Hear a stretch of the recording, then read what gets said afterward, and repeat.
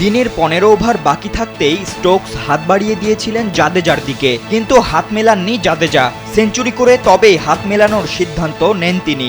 একই সঙ্গে নিশ্চিত করেন দলের ড্র।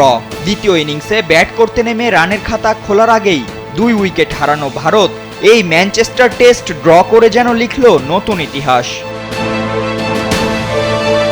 ক্রিকেটে একটা মুহূর্তই যে অনেক কিছু বদলে দিতে পারে, ম্যানচেস্টার টেস্টের পঞ্চম দিনটা ছিল ঠিক এমনই, নাটকীয়তায় পূর্ণ, অসম্ভবের কাছাকাছি, সেই সঙ্গে কিছু ঐতিহাসিক ঘটনার সাক্ষী।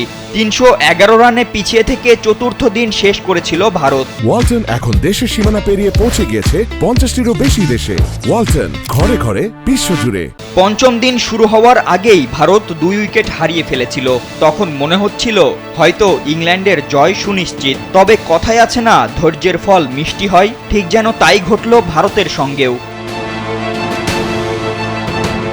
শুভমান গিল আর কেএল রাহুলের 188 রানের জুটি ভারতকে হার এড়ানোর সম্ভাবনা জাগায়। যদিও 10 রান দূরে থেকে সেঞ্চুরি মিস করেন রাহুল, তবে গিল অধিনায়কত্বের দায়িত্ব মাথায় রেখে তীব্র প্রতিরোধ করেন। কিন্তু 3 অঙ্কের ঘরে পৌঁছেই 103 রান করে গিল আর্চারের বলে ফিরলে ইংল্যান্ড মনে করেছিল তারা আবারও ম্যাচে ফিরছে, কিন্তু তা আর হয়নি।